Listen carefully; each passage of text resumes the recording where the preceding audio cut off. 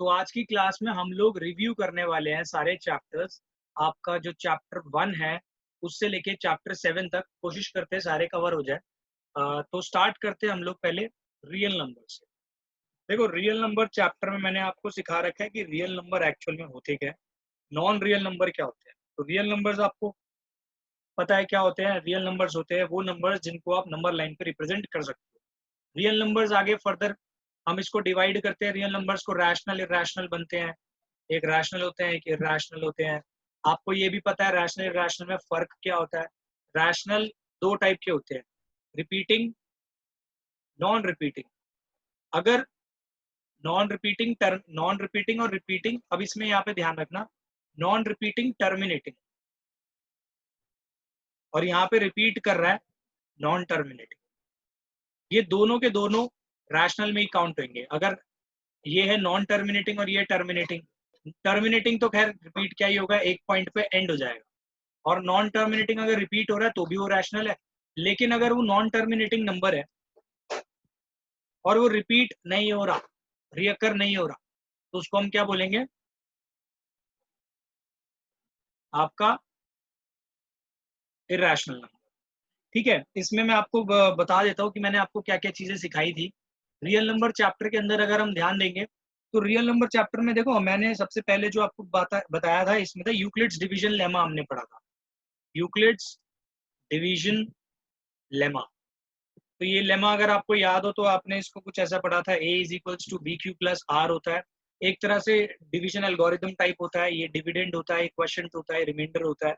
और आपने इसमें डिफरेंट टाइप्स के क्वेश्चंस को भी सॉल्व करना सीखा था। एंड फिर इसके बाद आपने यूक्लिड्स डिवीजन लेमा की हेल्प से एचसीएफ निकालना भी सीखा था, सेम यही। ठीक है, इससे टू प्रूफ वाले क्वेश्चंस भी करने आपने सीखे थे। तो आपको अगर उसको रिवाइज करना, वीडियो में जाके फिर से देख सकते हो, आपको याद आ जाएगा। इसके बाद मैंने आपको कराया था फंडामेंटल थ्योरम ऑफ अरिथमेटिक। इसमें कराया था आपको फंडामेंटल थ्योरम ऑफ अरिथमेटिक के बारे में आपको बताया था। इसमें आपको ये बताया था कोई भी कॉम्पोजिट नंबर होता है ना, कोई भी कॉम्पोजिट नंबर, आप उसको प्रोडक्ट ऑफ प्राइम्स के फॉर्म में लिख सकते हो। सिंपल सी बात है, अगर मैं बात करता हूँ 8, तो आप इसको 2 × 2 × 2 कर सकते हो। ये क्या कहते हैं, प्राइम नंबर है, प्राइम के प्रोडक्ट में लिख सकते हैं इसको। ये एक सिंपल सी चीज बताई थी आपको। फिर क्या कहते हैं, इस पे बेस कुछ क्वेश्चंस थे आपके एलसीएम एचसीएफ। आपको एलसीएम इंटू एचसीएफ का रिलेशन बताया गया था। ये होता है उन दोनों नंबर जिसका आप एचसीएफ और एलसीएम निकाल रहे हो ना, उन दोनों के प्रोडक्ट के बराबर होता है। ठीक है, फिर इसके बाद आपको बताया गया था जो सबसे इंपॉर्टेंट चीज थी इस चैप्टर की, वो थी प्रूफ करना कि ये नंबर इरैशनल है, प्रूविंग √3 √2 एज इरैशनल। अब आपको इसमें याद हो तो आपको इसमें ना डिफरेंट डिफरेंट केसेस भी करा दिए थे। खाली √3 नहीं, अगर ये आ गया 5 + √3 या 5 - 3 √3, ऐसे इसको अगर आपको इरैशनल प्रूफ करना है। एक स्पेशल केस मैंने इसका कराया था, √3 + √5, इसको इरैशनल नंबर प्रूफ करना। तो ये सारे केसेस मैं आपको वीडियोस में करा चुका हूँ। आप वीडियो देखोगे तो आपको इसमें पता चल जाएगा, सारी चीजें वापस रिवाइज हो जाएगी। तो ये प्रूफ करने वाला क्वेश्चन था इसका, राइट। फिर इसके बाद जो अगली एक्सरसाइज थी लास्ट वाली, उसमें आपने ये सीखा था कि आप विदाउट एक्चुअल डिवीजन ये पता लगाओ कि नंबर टर्मिनेटिंग है या नहीं है। यानी कि आपको बस ये देखना था, अगर जो डिनोमिनेटर होता है ना, मान लो कि कोई भी क्या कहते हैं रैशनल नंबर है p/q, इसका जो डिनोमिनेटर है q, अगर आप इसका प्राइम फैक्टराइजेशन करो, और प्राइम फैक्टराइजेशन इस फॉर्म में है 2m और 5m, इसके अलावा और कोई नंबर आ जाए तो वो टर्मिनेटिंग नहीं होगा। अगर सिर्फ इस फॉर्म में है तो वो टर्मिनेटिंग है। इसके बाद एक एक्सटेंडेड चीज आपको ये सिखाई गई थी कि अगर वो टर्मिनेटिंग है तो आप विदाउट एक्चुअल डिवीजन उसको टर्मिनेट, मतलब उसकी वैल्यू निकाल के दिखाओ। तो आप उस केस में क्या करते थे, जैसे नीचे ना परफेक्ट 10 बनाने की कोशिश करते थे। अगर मान लो डिनोमिनेटर में ये बनता है प्राइम फैक्टराइजेशन, तो इसको 2 चाहिए मल्टीप्लाई करने के लिए, तो आप इसको 2 से मल्टीप्लाई करते थे, ऊपर वाले को भी 2 से मल्टीप्लाई कर देते थे। तो फिर नीचे 10 का मल्टीपल बन जाता था और आप डेसिमल शिफ्ट करके आंसर निकाल लिया करते थे। तो इन शॉर्ट आपने ये सारी चीजें सीखी थी चैप्टर नंबर 1 के। अब बारी आती है पॉलिनोमियल्स की। तो पॉलिनॉमियल्स चैप्टर में हम लोगों ने क्या क्या पढ़ा? सबसे पहले तो आपने इसमें ही पढ़ लिए थे लीनियर पॉलिनॉमियल क्या होता है, क्वाड्रेटिक पॉलिनॉमियल क्या होता है और क्यूबिक पॉलिनॉमियल क्या होता है। वो डिपेंड करते हैं डिग्री पे। डिग्री का मतलब हाईएस्ट पावर ऑफ वेरिएबल। जैसे मान लो x cube plus x square plus 1 लिख दिया है, यहाँ पे वेरिएबल की हाईएस्ट पावर क्या है 3। आपको एक चीज मैंने बताई थी कि पॉलिनॉमियल के अंदर पहली बात तो अगर आपको किसी पॉलिनॉमियल की डिग्री निकालनी है पहले वो सिंप्लीफाइड होना चाहिए। सिंप्लीफाइड नहीं है तो उसको सिंप्लीफाई करो। सिंप्लीफाई करने के बाद आप हाईएस्ट पावर देखोगे। ध्यान रखना degree can never be negative और इन फ्रैक्शन। फ्रैक्शन के अंदर और अगर नेगेटिव आती है ना कोई, जैसे मान ली ये लिख दी, तो आप इसको लिखोगे no it is not a polynomial. तो नॉट अ पॉलिनॉमियल क्यों? क्योंकि देख लो इसमें एक ऐसा आ गया इसमें वेरिएबल जिसमें जो ऐसा वेरिएबल आ गया जिसकी जो डिग्री है मतलब पावर है -2 में हो गई, तो ये नॉट अ पॉलिनॉमियल हो जाएगा। ऐसे केस में अगर हाफ होती पावर या रूट एक्स लिखा होता तो भी वो नॉट अ पॉलिनॉमियल होता। तो आपको सबसे पहली चीज तो मैंने ये सिखा दी थी, इसके अंदर डिग्री विग्री के बारे में बताया था। फिर आपके बाद इसमें आपको ये सिखाया था, जीरो ऑफ पॉलिनॉमियल के बारे में बताया था। जीरो ऑफ पॉलिनॉमियल, इसमें आपको ये सिखाया गया था कि कोई भी एक ऐसी वैल्यू जिस पे पॉलिनॉमियल की वैल्यू जीरो हो। जैसे अगर एक पॉलिनॉमियल है p of x is equals to x square minus 2 और आपको जीरोस ऑफ पॉलिनॉमियल पूछे गए हैं, तो ये आपको यहाँ पे बताया था कि इसके इतने ही जीरोस होंगे जितनी डिग्री है। इसकी डिग्री 2 है तो इसके 2 जीरोस निकलेंगे। और कैसे निकालते थे जीरोस? इसको इक्वेट कर लेते थे हम लोग जीरो से। इससे इक्वेट करोगे आपको वैल्यू मिल जाएगी +-√2। इसको आप इधर भेजोगे, एक्स स्क्वायर है उधर जाएगा अंडर रूट, तो +-√2 देखो 2 जीरोस आ गए। यानी कि अगर आप x की जगह यहाँ पे √2 पुट करते हो -√2 पुट करते हो तो आपका आंसर आपको क्या मिलेगा? 0 मिलेगा। यानी कि ऐसी वैल्यूज वेरिएबल की जिसमें पॉलिनॉमियल सॉल्व होकर 0 आ जाए उसको हम बोलते थे जीरोस ऑफ पॉलिनॉमियल। ये बताया था आपको मैंने। फिर इसके बाद आपको कुछ ग्राफ के बारे में बताया था। जो फर्स्ट एक्सरसाइज है कि जीरोस ऑफ पॉलिनॉमियल आप ग्राफ से पता लगा सकते हो। अगर यहाँ पे लिखा होता है p of x is equals to x cube plus 3x whatever it is, जो भी है, और मान लो यहाँ पे लिखा है पी ऑफ एक्स और ये ग्राफ एक्स एक्सिस से कितनी बार टच हो रहा है, बस ये जानना है। पी ऑफ एक्स ये क्या कहते हैं एक्स एक्सिस से कितनी बार टच हो रहा है? 1 2 3। तो यहाँ पे आप बोलोगे इसके 3 जीरोज हैं।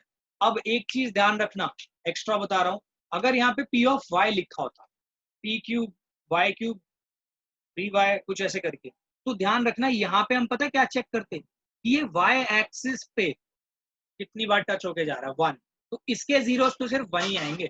इस चीज का जरूर ध्यान रखना। अगर पी ऑफ एक्स है तो एक्स एक्सिस वाला चेक करना है, पी ऑफ वाई है तो वाई वाला चेक करना है, वाई एक्सिस वाला चेक करना है। फिर इन सब के बाद आपको मैंने बताया था relation between zeros and coefficients. मतलब अगर एक पॉलिनॉमियल है x square plus b x plus c और आपको रिलेशन निकालना था, क्या कहते हैं, इसके जीरोस, जीरोस को मैंने लेट कर लिया अल्फा एंड बीटा। मतलब एक्स की वैल्यूज ही होती थी भाई, ये आप मिडिल टर्म स्प्लिट से निकालते थे ना, एक्स की वैल्यूज ही होती थी। तो इनके बीच में रिलेशन होता था सम ऑफ जीरोस वाला, alpha plus beta is equals to minus b by a, ऐसी प्रोडक्ट ऑफ जीरोस वाला, तो ये होता था सी बाय ए। एक ये था ये वेरीफाई करने के लिए आता था तो आप वेरीफाई कर सकते हो। एक क्वेश्चन आता था कि आपको फॉर्म करना है polynomial, formation of polynomial. Formation कैसे करते थे हम लोग पॉलिनॉमियल की? पॉलिनॉमियल की फॉर्मेशन के लिए मैंने आपको एक फॉर्मूला बताया था, वो था ऐसा, यहाँ पे सम ऑफ जीरो आता था, यहाँ नेगेटिव साइन का जरूर ध्यान रखना, और यहाँ पे हमारा प्रोडक्ट ऑफ जीरोज आता था। अगर आपको सम ऑफ जीरोज या प्रोडक्ट ऑफ जीरोज या अल्फा बीटा सेपरेटली दे रखा है तो आप यहाँ पे डायरेक्टली पुट करते, आपको पॉलिनॉमियल फॉर्म होके आराम से मिल जाता। तो ये फॉर्मेशन ऑफ पॉलिनॉमियल था, क्वाड्रेटिक पॉलिनॉमियल को फॉर्म करना है। एक्सरसाइज 2.2 हमारी इसी पे बेस्ड थी। ठीक है, इसके बाद आप लोगों ने इंपॉर्टेंट चीज सीखी थी division. Division of polynomial long division method था। इसमें आपको सिखाए थे पॉलिनॉमियल को कैसे डिवाइड किया। अगर याद हो तो x cube plus 2x plus 3 मान लो ये दे रखा है और x प्लस 1 से इसको डिवाइड करना है, तो हम ये चेक करते थे इसमें क्या मल्टीप्लाई करे कि एक्स क्यूब बन जाए, तो एक्स स्क्वायर मल्टीप्लाई करना पड़ता था, तो एक्स क्यूब बन गया ये। फिर इस 1 को हम इससे मल्टीप्लाई करते थे तो 1 इंटू एक्स, ये बन गया एक्स स्क्वायर। अब यहाँ पे ध्यान रखना, यहाँ पे एक्स स्क्वायर का टर्म नहीं था, तो हम क्या करते थे अपने आप से यहाँ पे इसको स्टैंडर्ड फॉर्म में पहले ले आया करते थे।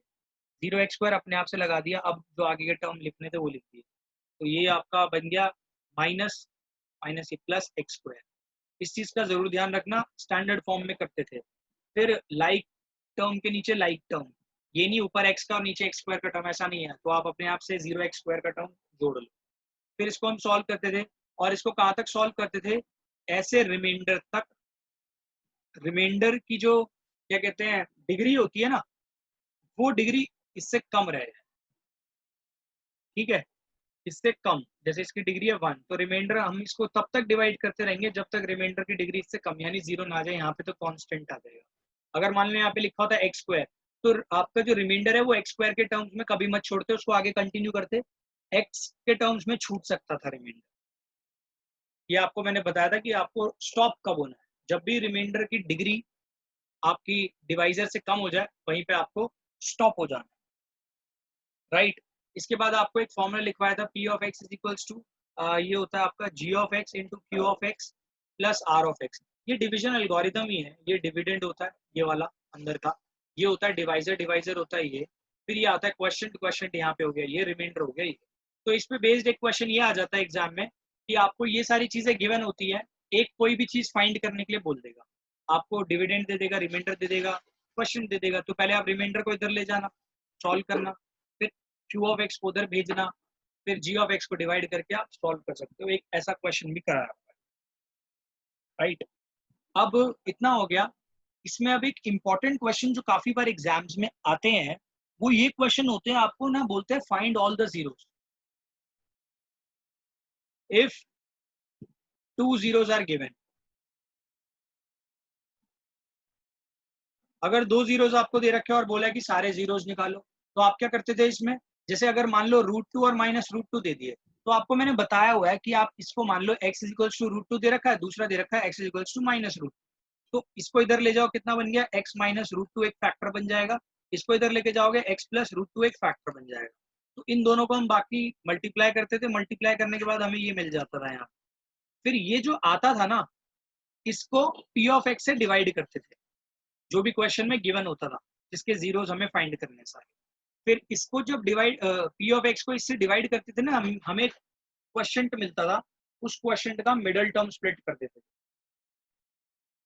मिडल टर्म स्प्लिट करने से हमको क्या मिल जाते थे, 2 बाकी बचे जीरोस, तो हमारा काम खत्म हो जाता था। 2 मैंने इसलिए बोले, अगर यहाँ पे डिग्री 4 होती, डिग्री 3 है तो कोई दिक्कत नहीं है। मान लो कि डिग्री दे रखी है आपको उस पॉलिनोमियल की 3 x³ के टर्म्स में, ठीक है, और आपको जीरो सिर्फ दे रखा है 1, मान लो यही दे रखा है, ये नहीं दे रखा होता, तो फिर आप क्या करते हैं, सिर्फ इसी से डिवाइड कर देते हो उसको, फिर आपको मिडिल टर्म स्प्लिट करना पड़ता है क्वेश्चन का, आपको बाकी बचे 2 जीरोस मिल जाते हैं। तो यही था इस चैप्टर में जो इम्पोर्टेंट चीज आपको मैंने कराई थी, कॉन्सेप्ट जो थे इस चैप्टर में सिर्फ इतनी थी। ओके, इसमें अब आते हैं हम लोग चैप्टर 3 पे। चैप्टर 3 का नाम था आपका लीनियर इक्वेशन इन 2 वेरिएबल्स के, क्या कहते हैं, लीनियर इक्वेशन इन 2 वेरिएबल्स। यहाँ पे 2 वेरिएबल्स के बारे में बात हुई थी। आपको जो यहाँ पे मैंने बताया था एब्सिस्सा वगैरह के बारे में तो बताया ही था। अभी क्या कहते हैं, इसके अंदर आपको पहले मैंने जनरल फॉर्म के बारे में बताया था, ax + by + a1x + b1y + c1 = 0, a2x + b2y + c2 = 0, ये मैंने आपको बताया था। Pair of linear equations in 2 variable था इस चैप्टर का नाम। अब आपको ये तो मैंने बता दिया था। इसके बाद ना आपको मैंने एक चीज सिखाई थी कि ग्राफ पे प्लॉटिंग कैसे करते हैं। ग्राफ प्लॉटिंग आपको सिखा दी थी, वो जो कि बहुत इजी चीज है। आपको इक्वेशन बनाना सिखाया गया था कि कैसे हम इक्वेशन बनाते हैं, वेरिएबल्स को कैसे लेट किया जाता है, हमें कैसे पता चलता है क्या क्या लेट करना है। फिर इसके बाद आपको एक टेबल बनवाई गई थी, उस टेबल के अकॉर्डिंग आपको ये बताना था, अगर आपको 2 इक्वेशन दे रखी है विदाउट मेकिंग अ ग्राफ, आप कैसे बताओगे कि वो कोइंसिडेंट लाइन है या फिर पैरेलल लाइन है या फिर इंटरसेक्टिंग लाइन है। ये आपको कैसे सिखाया गया था, रेशोज से। ये जो कोएफिशिएंट्स होते हैं x x y y और c c, इनके हेल्प से a1/a2 निकालना था, b1/b2 निकालना था, c1/c2 निकालना था। फिर इनके बीच में कुछ रिलेशन आपको बताया था, जिससे आपको ये पता चल जाएगा कि कोइंसिडेंट लाइन है या पैरेलल लाइन है या फिर इंटरसेक्टिंग एट वन पॉइंट है। तो आपको ये वाला कॉन्सेप्ट कराया गया था। फिर इसके बाद आपको कुछ मेथड्स कराए थे। लीनियर इक्वेशन फॉर्म तो कर ली, फिर इसके बाद यहाँ पे आपको कुछ मेथड्स कराए गए थे, और वो मेथड्स कौन कौन से थे? सबसे इजी मेथड था एलिमिनेशन, एलिमिनेशन मेथड।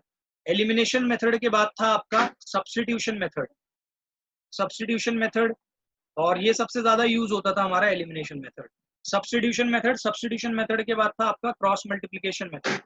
ये जो क्रॉस मल्टीप्लिकेशन मेथड है ये भी मैंने आपको सिखाया था, लेकिन हम इसको जनरली क्वेश्चंस में अप्लाई नहीं करते unless and until it is specified in the question that you have to solve this using cross multiplication method.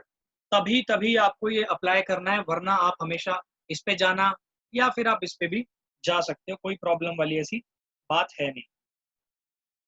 Right, अब इसमें सारी एक्सरसाइज इसी पे बेस्ड थी। जो मैं आपको बता देता हूँ, इसके आगे था हमने रिड्यूसिबल इक्वेशंस पढ़ी थी। रिड्यूसिबल इक्वेशंस, रिड्यूसिबल इक्वेशंस में क्या होता था कि जैसे ये आ गई एक equation 1/x1 plus x minus y is equals to 5।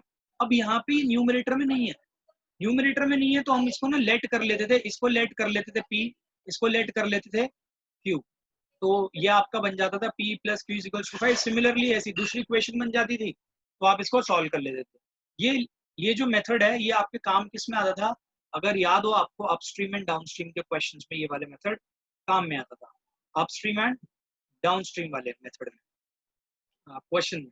फिर इसके बाद आपको वर्क टाइम का जो क्वेश्चन मिलता था उसमें भी ये चीज काम में आ जाती थी, कभी कभी डिस्टेंस स्पीड वाले क्वेश्चन में भी ये चीज काम में आ जाती थी। तो ओवरऑल हमारा जो लीनियर इक्वेशन में था यही यही कॉन्सेप्ट थे जो हमने पढ़े थे और जो कि इम्पोर्टेंट भी थे। तो ये था हमारा लीनियर इक्वेशन का। अब जो है, अब हम लोग करेंगे चैप्टर 4 की रिवीजन, मतलब चैप्टर 4 की रिवीजन नहीं, मतलब चैप्टर 4 में हमने क्या क्या किया है रिव्यू ले रहे हैं। चैप्टर 4 का नाम था क्वाड्रेटिक इक्वेशंस। क्वाड्रेटिक इक्वेशंस जो थी, ये जो था इस चैप्टर में सबसे पहले आपको बताया क्या गया था, स्टैंडर्ड फॉर्म बताई थी। स्टैंडर्ड फॉर्म क्या होती थी? ax square plus bx plus c is equals to 0। इसको इक्वेशन इसलिए बोलते हैं क्योंकि यहाँ पे क्वाड्रेटिक पॉलिनोमियल के सामने इक्वल्स टू का साइन लग जाता है, जहाँ पे इक्वल टू का साइन आ जाता है वो हमारी इक्वेशन बन जाती है। तो आपको क्या कहते हैं, जो फर्स्ट एक्सरसाइज है उसमें ये पता लगाना था कि कौन कौन सी इक्वेशंस है जो क्वाड्रेटिक इक्वेशन है जिसकी डिग्री 2 आ जाए, वो आपकी क्वाड्रेटिक इक्वेशन है। तो डिग्री चेक कब करते हैं? पहले सिंप्लीफाई कर लेते हैं। कभी कभी सिंप्लीफाइड नहीं होता क्वेश्चन, पहले आपका काम होता है उसको सिंप्लीफाई करने का। एक बार ये सिंप्लीफाई हो गया उसके बाद आप डिग्री चेक कर सकते हो, आपको मिल जाएगा कि ये क्वाड्रेटिक इक्वेशन है या नहीं है। फिर आपको फॉर्मेशन सिखाई थी कि आपको फॉर्म कैसे करनी होती है क्वाड्रेटिक इक्वेशन, प्रॉब्लम सम्स को कैसे क्या कहते हैं फॉर्म करना है इक्वेशंस के फॉर्म में। फिर इसके बाद था इसमें आपको मैंने बताया था, हाँ, सोल्यूशन कैसे फाइंड करना है क्वाड्रेटिक इक्वेशन। देखो, क्वाड्रेटिक इक्वेशन को सॉल्व करने के तरीके आपको बताए गए थे 3। पहला था मिडल टर्म स्प्लिट। पहला मेथड है आपका, इसमें सीधा सीधा है middle term split quadratic equation को सॉल्व करने के लिए। फिर इसके बाद था एक method of completing square, method of completing the square. Middle term split को कभी कभी फैक्टराइजेशन वाला मेथड भी बोल देते हैं, तो इसमें कोई बड़ी बात नहीं है, जान लेना कि इसको हम ऐसा भी बोल सकते हैं। ठीक है, फैक्टराइजेशन मेथड भी बोल सकते हैं। Method of completing the square, काफियों के स्कूल में शायद से ऐसा नहीं आ रहा होगा ये वाला पार्ट, बट स्टिल मैंने इसकी वीडियो में कवरेज कर रखी है, तो आप इसको देख सकते हो। क्वाड्रेटिक इक्वेशन के सारे लेक्चर्स आपको मिल जाएंगे प्लेलिस्ट के अंदर। तो method of completing the square आपको बताया था, और सबसे इंपॉर्टेंट लास्ट में बताया था डी मेथड। यहाँ पे डी मेथड के बारे में बताया, और आपको फॉर्मेशंस करवानी सिखाई थी कि कैसे कैसे हम लोग क्वाड्रेटिक इक्वेशन को फॉर्म करते हैं। तो डी मेथड में एक चीज का जरूर याद रखना आप लोग, डी मेथड में नेचर ऑफ रूट्स आई थी। नेचर ऑफ रूट्स 3 टाइप की थी, रियल एंड अनइक्वल। ये कब होता था? जब d ग्रेटर देन 0 होता था। रियल एंड इक्वल, ये कब होता था? जब d इज इक्वल्स टू 0 होता था। और d आपका कैसे निकालते थे? b square minus 4ac। आपको पता चल जाएगा इस स्टैंडर्ड फॉर्म से b क्या है, a क्या है और c क्या है। और अगर d लेस देन 0 है तो ये सॉल्व भी नहीं हो सकता, आप इसको लिखोगे नो रियल रूट एग्जिस्ट। तो ये था मेन चीज, इसमें आपको सबसे इंपॉर्टेंट चीज तो थी इक्वेशन फॉर्म करना। इक्वेशन फॉर्म करने के बाद आप किसी भी मेथड से उसको इजीली सॉल्व कर सकते थे। कभी कभी क्वेश्चन ये भी आ सकता था एग्जाम में कि इफ क्या कहते हैं, आपको एक क्वेश्चन दे देंगे ऐसे, जैसे एक बोल देंगे 2x² plus kx plus 3 is equals to 0, इसके जो रूट्स हैं वो इक्वल है एंड रियल और इक्वल है, तो फाइंड द वैल्यू ऑफ के। तो आपको ये पता लगाना पड़ेगा रियल एंड इक्वल में डी 0 होता है, तो पहले डी निकाल लेते हैं आप, इसका b स्क्वायर माइनस 4ac के तरीके से, b है इसका k स्क्वायर माइनस 4 इंटू ए था 2, c है आपका 3, फिर बन गया k 4 3 12 2 24, k स्क्वायर इतना, इसको इक्वेट कर दो 0 से, क्योंकि क्वेश्चन में आपको बोला होगा कि रियल एंड इक्वल रूट्स है, तो यहाँ से k की वैल्यू आ जाएगी 24, k की वैल्यू 24, इसका मतलब रूट 24, रूट 24 2 टू 4 4 टू 8 और ये 3, तो आप इसको लिख सकते हो 2 रूट 6, तो k की वैल्यू आ गई 2 रूट 6, तो आप इसको ऐसे सॉल्व कर सकते हो। तो ये था हमारा मेन जो क्वाड्रेटिक इक्वेशन थी, उसके अंदर हमने ये सब पढ़ा था। ठीक है, अब इसके बाद जो आपको नेक्स्ट चैप्टर कराया था वो था अरिथमेटिक प्रोग्रेशन। तो अरिथमेटिक प्रोग्रेशन आपके लिए फर्स्ट टाइम था, आपने ये चीज कभी पहले पढ़ी नहीं थी। आपको इसके अंदर ये चीज बताई थी कि एपी एक्चुअल में होता क्या है। कोई भी जो एपी होता है, एपी हम बोलते कैसे कि ये चीज भाई एपी है, तो आप कैसे पता लगा देते, उसमें कॉमन डिफरेंस आपने सीखा था। आपने एक स्टैंडर्ड फॉर्म, जनरल फॉर्म जानी थी एपी की, ये होती है ए प्लस डी, ए प्लस 2d, ए प्लस 3d। अगर दो सक्सेसिव टर्म के बीच में अगर आप कॉमन डिफरेंस देखोगे वो सब में इक्वल आते हैं, तो वो यानी कि एक एपी बनता था। इसके अंदर आपको nth टर्म का फॉर्मूला लिखवाया था a plus n minus 1d। इसके अंदर nth टर्म ये कोई भी नंबर की टर्म हो सकती थी, जैसे 7th टर्म है तो n की वैल्यू यहाँ पे 7 पुट करते थे, ये फर्स्ट टर्म होती थी, और ये कॉमन डिफरेंस, इसको कॉमन डिफरेंस बोलते थे हम लोग, इसको फर्स्ट टर्म बोला जाता था। तो nth टर्म हम आराम से निकाल लेते थे। अगर मैं बात करता हूँ A17th टर्म, तो आप इसको ये लिख सकते थे a प्लस 16d। तो आपको ये सारी चीजें बताई गई थी। फर्स्ट एक्सरसाइज आपकी जो है, सेकेंड एक्सरसाइज भी इस पर बेस्ड थी। nth टर्म के आप बारे में आपको इसमें मैंने बता दिया था क्या होता है। इसमें डिफरेंट डिफरेंट टाइप के क्वेश्चंस थे जो कि आपको पता होने चाहिए थे। लाइक अगर मल्टीपल्स के बारे में बात करें कि 2 डिजिट मल्टीपल ऑफ 3, उनका सम निकालो। सम तो चलो छोड़ो, आपको ये पूछा जाए कि 2 digit multiple of 3 last number कौन सा होगा, तो पहला आप देखोगे यार 12 होता है। 2 डिजिट मल्टीपल ऑफ 3 तो 12 हो गया, और लास्ट हो गया 99।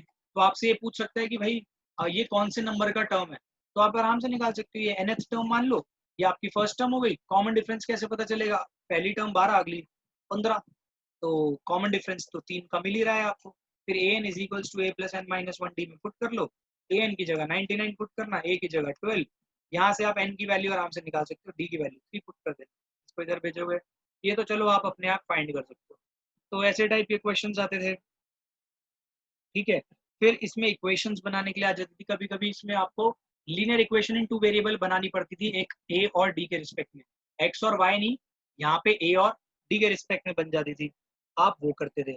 फिर इसके बाद था कि आपको चेक करना होता था कि ये इस AP का टर्म है या नहीं है, तो उसमें आप यही सेम चीज अप्लाई करते थे nth टर्म वाली, और उसमें ये देखते थे n की वैल्यू नेगेटिव नहीं होनी चाहिए, लेस देन 0 नहीं होनी चाहिए, और ना ही फ्रैक्शन होनी चाहिए। फ्रैक्शन भी नहीं होनी चाहिए और ये भी नहीं होनी चाहिए नेगेटिव। अगर ऐसा कुछ है तो यानी कि वो गलत है, मतलब उसके अंदर वो AP के अंदर नहीं फॉर्म। तो ये था। फिर हमने पढ़ा था इसमें सम ऑफ एन टर्म्स के बारे में। सम ऑफ एन टर्म्स में आपने ये फॉर्मूला पढ़ा था n/2 2a plus n minus 1d। एक फॉर्मूला आपने ये भी पढ़ा था n/2 a प्लस l मतलब nth टर्म भी मान लो, ये लास्ट टर्म मान लो। तो आप इससे सम का फॉर्मूला निकाल, मतलब सम निकाल लेते थे AP का, अगर आपको सारे AP के सम चाहिए होते थे। फिर इसके बाद आपने ये भी चीज सीखी थी, जैसे S2 माइनस S1 जो होता है ना, तो आपको ये S1 जो होता है वो फर्स्ट टर्म ही होता है एक्चुअली, और जो S2 माइनस S1 होएगा ये आपको सेकेंड टर्म देता है। ऐसे ही S3 माइनस S2 जो होगा वो आपको थर्ड टर्म देगा। तो अगर आपको Sn वाला कोई फॉर्मूला मिल जाए, n² + 2 होता है, और आपसे पूछे कि AP फॉर्म करो, तो आप कैसे करते हैं, यहाँ पे S1 निकालते, S2 निकालते, S3, S4, और ये फॉर्मूले से आपको S1 जो निकालते हो फर्स्ट टर्म मिल जाता, फिर S2 में से S1 सब्ट्रैक्ट करते तो सेकंड टर्म मिलता, आपको AP मिल जाता इन शॉर्ट। तो इस टाइप के क्वेश्चंस हम लोगों ने करे थे, कुछ प्रॉब्लम्स हम इस पे बेस्ड। बाकी रही बात कॉन्सेप्ट की, तो इसमें ऐसा और कोई खास कॉन्सेप्ट नहीं बचा था, हमने सारी चीजें कवर कर ली। अब ये जो मैं चैप्टर बताने वाला हूँ, ये चैप्टर 6 था, ये काफी लंबा चैप्टर था, इसकी आपकी जो वीडियोस हैं वो भी काफी बनी है, और ये चैप्टर था आपका ट्राइंगल्स। देखो ट्राइंगल्स के अंदर हम लोगों ने सबसे पहले सिमिलैरिटी के बारे में जाना। सिमिलैरिटी का मतलब क्या होता है? Similarity is more related two angles. यहाँ पे साइड्स इक्वल नहीं होती, बट एंगल्स जो कॉरेस्पॉन्डिंग होते हैं वो इक्वल होते हैं। तो हमने फर्स्ट एक्सरसाइज में एक्चुअली सिमिलैरिटी हमने पढ़ी थी फिगर्स के बारे में। कॉन्ग्रुएंसी और सिमिलैरिटी का जो डिफरेंस था, कॉन्ग्रुएंसी और सिमिलैरिटी का डिफरेंस हमने सीखा था, चाहे कोई भी फिगर हो। ये थी एक्सरसाइज फर्स्ट एक्सरसाइज में। बात करते हैं हम लोग सेकंड एक्सरसाइज की। तो सेकंड एक्सरसाइज में हमने सिमिलैरिटी ऑफ ट्राइंगल्स के बारे में जाना था, और यहाँ पे आपने पढ़ा था बेसिक प्रोपोर्शनैलिटी थ्योरम। आपने यहाँ पे सीखा था BPT, बेसिक प्रोपोर्शनैलिटी थ्योरम। वो अगर याद हो आपको, तो आपने ऐसे ट्राइंगल बनाया था कि अगर ये लाइन ऐसे पैरेलल जा रही है तो ये इक्वल रेशियो में इसको बांटेगी। तो अगर इसकी डेफिनेशन करेंगे तो ऐसा है, if a line is drawn parallel to one side of the triangle to intersect the other two sides, other two sides are divided into the same ratio. मतलब अगर ये ABC है, ये DE है, तो यहाँ पे AD upon DB is equals to AE upon EC हो जाता था। ये होता था आपका BPT। कॉन्वर्स ऑफ BPT में क्या होता था कि अगर ये चीज गिवन है तो लाइन पैरेलल हो जाएगी। तो आपने कॉन्वर्स ऑफ BPT भी पढ़ा था, ये आपका सेकंड एक्सरसाइज के अंदर ही कवर अप था। इसी पे बेस्ड आपने सेकंड एक्सरसाइज को सॉल्व किया था। फिर इसके बाद नेक्स्ट एक्सरसाइज जो थी थर्ड एक्सरसाइज, उसमें आपने क्राइटेरिया ऑफ सिमिलैरिटी पढ़े थे। तो यहाँ पे क्राइटेरिया ऑफ सिमिलैरिटी थोड़े से डिफरेंट थे। यहाँ पे था AAA और AA, कोई सा भी रूल लगा दो, एक ये हो गया सिमिलर होने के। फिर था एक SAS। यहाँ पे SAS का मतलब कॉन्ग्रुएंसी वाला नहीं है, यहाँ पे था कि दो अगर ट्राइंगल्स है, इनकी ये दोनों साइड्स का रेशो और इस साइड का रेशो अगर इक्वल है तो, और इन दोनों के बीच के एंगल भी, ध्यान रखना अलग एंगल नहीं, इन्हीं दोनों साइड्स जिनके रेशो आप ले रहे हो उसी के बीच के एंगल भी इक्वल है, तो SAS रूल लग जाता था। एक रूल लगता था आपका SSS। According to this rule सारी साइड्स का रेशो एक दूसरे के कॉरेस्पॉन्डिंग साइड्स के रेशो के बराबर होता। तो ये आपने क्राइटेरिया पढ़े थे कुछ, क्राइटेरिया ऑफ सिमिलैरिटी पढ़े थे, ये हमने कवर किए थे आपकी थर्ड एक्सरसाइज में। तो इसके बाद इसमें काफी सारे क्वेश्चंस थे, लगभग 16 क्वेश्चन थे इस पे बेस्ड। फिर इसके बाद आपको जो मैंने फोर्थ एक्सरसाइज थी, उसमें आपको एरिया थ्योरम कराया था। एरिया थ्योरम, तो एरिया थ्योरम में आपको मैंने एक चीज प्रूव कराई थी कि अगर दो ट्राइंगल्स आपस में सिमिलर है, मान लो ट्राइंगल ABC और ट्राइंगल PQR, तो इनका जो एरिया का रेशियो होगा ना, इनकी साइड के रेशियो के बराबर नहीं होगा, बल्कि इनकी साइड के रेशियो के स्क्वायर के बराबर होगा, QR बाय होल स्क्वायर। तो ये एरिया थ्योरम थी, और इससे हमारी हो गई थी कौन सी एक्सरसाइज, फोर्थ एक्सरसाइज कवर। फिर फिफ्थ और लास्ट एक्सरसाइज थी इसकी, वो थी पाइथागोरस पे बेस्ड। इसमें हम लोगों ने पाइथागोरस पढ़ा था, पाइथागोरस थ्योरम के बारे में पढ़ा था, एंड कॉन्वर्स भी, converse of Pythagoras and Pythagoras theorem ये कवर करे थे। इसी पे बेस्ड काफी सारे क्वेश्चंस थे। सारी वीडियोस आपको मिल जाएंगी, अवेलेबल है प्लेलिस्ट में, आप देखोगे तो आपको पूरी वीडियोस मिल जाएंगी। तो कुछ ऐसा था हमारा ट्राइंगल्स चैप्टर, ये सारी चीजें पढ़ी थी, similarity, BPT, converse of BPT, criteria of similarity, area theorem, Pythagoras. तो काफी बड़ा चैप्टर था और इम्पोर्टेंट चैप्टर भी है। अब ये हो गया। इसके बाद जो था, हमने चैप्टर नंबर 7 देखना है, ये था कोऑर्डिनेट ज्योमेट्री। तो चैप्टर नंबर 7 कोऑर्डिनेट ज्योमेट्री जो था, आपको उसमें पहले मैंने एब्सिस्सा क्या होता है, एब्सिस्सा बताया था, कोऑर्डिनेट बता दिया था, और आपको ये सबसे पहली जो चीज हमने यहाँ पे पढ़ी थी वो थी डिस्टेंस फॉर्मूला। डिस्टेंस फॉर्मूला का काम क्या होता था कि अगर किसी भी दो पॉइंट्स के बीच का डिस्टेंस अगर आपको निकालना है, if their coordinates are given, तो आप यूजिंग डिस्टेंस फॉर्मूला वो निकाल लेते थे, x2 - x1 whole square plus y2 - y1 whole square. यानी finding the distance between 2 points if their coordinates are given. तो ये डिस्टेंस फॉर्मूला आप लोगों ने पढ़ा था। तो डिस्टेंस फॉर्मूला, इसमें आपने काफी सारे कॉन्सेप्ट पढ़ लिए थे कि अगर पॉइंट्स इक्वी डिस्टेंस है तो आप उनमें डिस्टेंस फॉर्मूला लगा देते और इक्वेट कर देते थे। इसमें find the relation between x and y भी पढ़ा था, अगर आपको बीच में एक कोऑर्डिनेट एक्स और वाई के रिस्पेक्ट में दे दिया गया था। तो ऐसी चीजें बेस्ड थी। फिर आपने यहाँ पे जो इम्पोर्टेंट चीज पढ़ी थी वो पढ़ी थी सेक्शन फॉर्मूला, और सेक्शन फॉर्मूला का एक पार्ट था मिड पॉइंट फॉर्मूला। तो mid point formula section formula में फर्क बस इतना था कि अगर सेक्शन फॉर्मूला में आपको एक सेक्शन दे रखा है, तो सेक्शन फॉर्मूला में भी 2 टाइप के क्वेश्चन थे। उसमें आपको फाइंड कोऑर्डिनेट भी करने थे और दूसरा फाइंडिंग रेशो। अगर आपको जब रेशो फाइंड करने के लिए आता था ना सेक्शन फॉर्मूला की हेल्प से, तो आप केस टू 1 लेट करते थे, वरना नॉर्मल केस में वो M1 और M2 वाला कॉन्सेप्ट लगाते थे और उसी को सॉल्व करते थे। तो आपको सेक्शन फॉर्मूला बताया था कोऑर्डिनेट्स निकालने के लिए, तो आप इजीली कोऑर्डिनेट्स निकाल पाते थे। दूसरा फाइंडिंग रेशियो था इसी में, तो ये था। मिड पॉइंट फॉर्मूला तब अप्लाई करते थे जब 1:1 रेशियो में हम लोग चीज को डिवाइड करते थे। तो इसी पे बेस्ड आपकी सेकंड एक्सरसाइज थी। और जो थर्ड एक्सरसाइज बेस्ड थी वो थी आपकी एरिया ऑफ ट्राइंगल में। एरिया ऑफ ट्राइंगल के अंदर 2 कॉन्सेप्ट आते थे, एक तो डायरेक्ट एरिया निकालने के लिए आता था, और दूसरी चीज आती थी यहाँ पे आपको कोलिनियर पॉइंट्स के बारे में, कि आपको ये बताना होता था क्या ये कोलिनियर पॉइंट्स हैं, या फिर क्वेश्चन ये पूछ लेते थे कि 3 कोऑर्डिनेट्स मान लो 3, 2,3, 5, K, 6, 10, तो आपको ये पूछते थे कि ये तीनों पॉइंट्स अगर कोलिनियर है तो K की वैल्यू फाइंड करके दिखाओ। तो आप क्या करते थे, इसको एरिया वाले फॉर्मूले में निकालते पुट करते थे और एरिया को इक्वेट कर देते थे 0 से। तो ऐसा था आपका लगभग चैप्टर नंबर 7 में सारे कॉन्सेप्ट। तो आज की क्लास में हम लोगों ने लगभग पूरा रिव्यू ले लिया है। रिव्यू के अंदर बस मैंने ये बताया कि कौन कौन से पार्ट्स हमने, क्या क्या चीजें थी, क्या क्या टॉपिक्स थे जो हमने अभी तक चैप्टर नंबर 1 से लेकर चैप्टर नंबर 7 तक कर लिए। ये सारी चैप्टर्स की आपको वीडियोस अवेलेबल मिल जाएंगी 10th क्लास की प्लेलिस्ट योगिक क्लासेस पे, उसमें आप देखोगे तो आपको सारी मिल जाएंगी। अभी एज ऑन 16 जुलाई 2020, 16 जुलाई 2020, अभी इस समय तक आपके पास जो वीडियोस नहीं है, अभी जो चैनल पे वीडियोस नहीं है वो है आपकी चैप्टर 2 की वीडियोस अभी नहीं डली है, और चैप्टर 3 की एक वीडियो नहीं है, सिर्फ एक, बाकी सारी हैं। इसके अलावा जितने भी है 1 to 7 सारी वीडियोस अभी तक डल चुकी है।